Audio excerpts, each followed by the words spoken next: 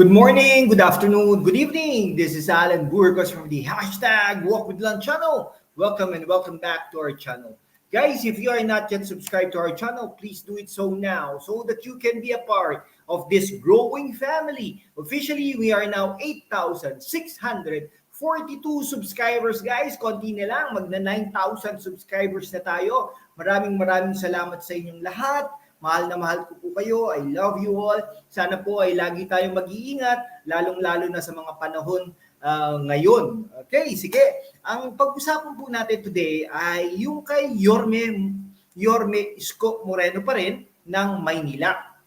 Alam naman po natin na si Yorme Isko Moreno ay charismatic leader. No? May charisma yan, kaya nga naging artista yan. Pero yung pag-aartista niya ay hindi naging hadlang upang iangat niya ang kanyang sarili, no? In terms of academics. Nag-aral na po yan ng mga iba't ibang mga certificates at mga programs or kurso at hindi lang po dito yan, no?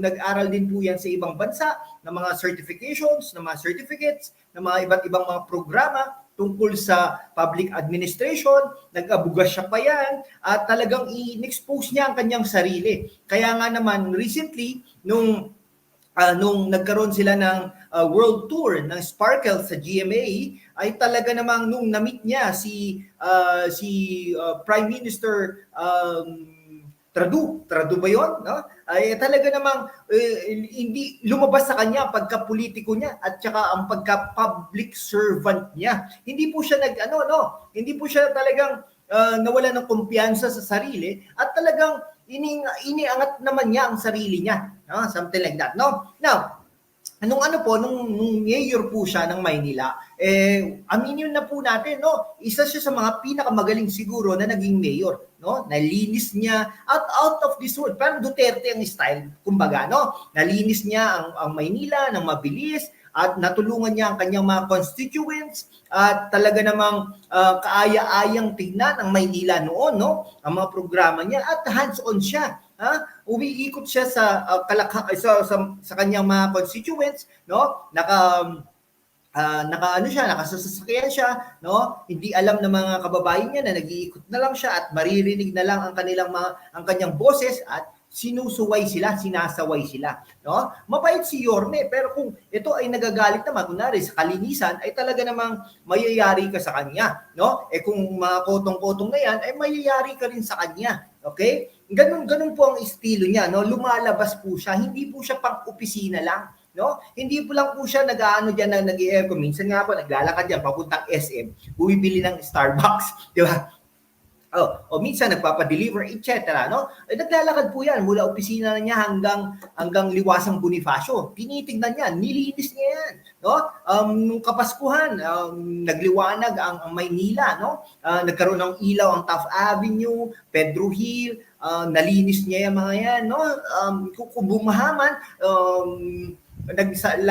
nag-ano siya, no? Bumababa siya ng mabilis, no? Ibig sabihin ay siya futuristic kumbaga, no? Ang rinig nga natin gusto niyang maging parang Singapore ang Maynila, pero natigil lang 'yon nung tumakbo siya bilang presidente ng Pilipinas at hindi naman nanalo, no? Isa po tayo sa mga nanawagan kung pwedeng mag-stay siya as mayor, pero hindi po tayo narinig. Pero ngayon na meron na pong chance na talagang ayusin ang Maynila, excited po tayo doon at isa po tayo sa mga nananawagan at sumisigaw na nananawagan at sumisigaw kay Yorme Isko Moreno na tumakbo na siya bilang mayor ng Maynila at kalabanin si Hani Lacuna na sa tingin natin ay wala naman pong nagawa. Araw-araw po tayong nagpupunta ng Maynila. Aminado po tayo, hindi po tayo taga Maynila, pero araw-araw po tayong pumupunta diyan, no? Tinitingnan po natin, ay talagang nag-oobserba din po tayo at marami po tayong mga kaibigan diyan, katrabaho, kaibigan, kapitbahay, mga kamag-anak na nandyan po diyan sa Maynila. Kaya alam po natin, no?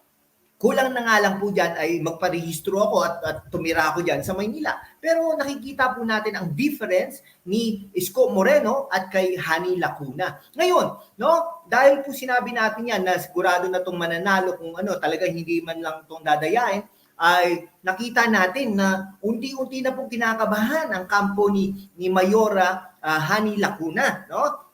Sa pangunguna ng kanyang Vice Mayor na si Yul Servo.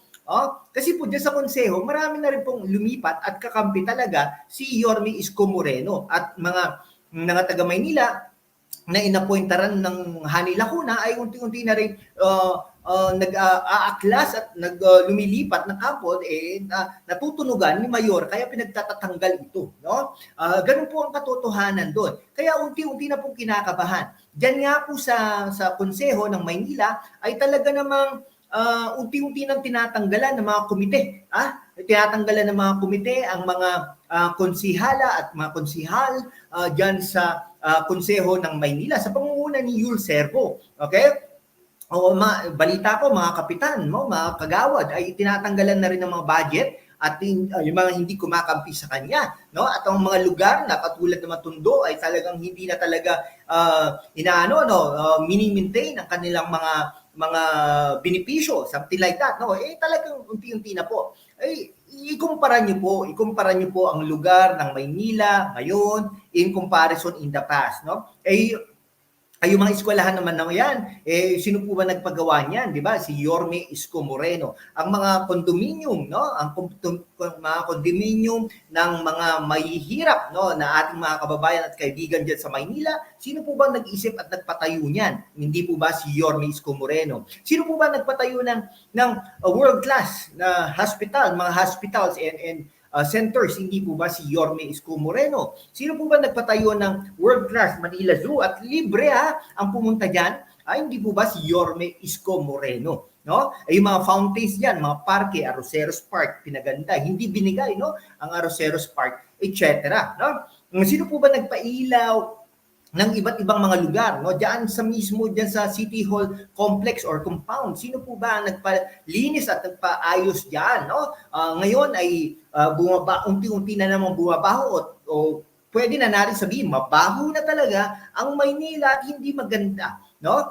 Masakit mang tanggapin at isipin at sabihin itong mga ito po ay mga katotohanan na dapat magising. Minsan nagigising naman po si Mayora Hani Lacuna, ngunit hindi na po ito sapat. Huli na po ang lahat at tila bagang malapit na talaga ang pagbaba sa pwesto ni Mayora Hani Lacuna dahil nga naman po, no, pinagkatiwala so yan pero hindi mo naman ginawa ang iyong trabaho para sa mga taga Maynila o mga Manilenyo. At hindi lang mga taga Maynila kundi yung mga bumibisita rito, no. Siguro pinasara mo yung Rojas Boulevard at magja-jogging. Maganda din naman 'yon. Pero we are expecting much better than that, Mayora Hani Lacuna. Okay, sige, hanggang dito na lang po mga kaibigan ko. Maraming salamat po sa inyong lahat. Mabuhay po kayo.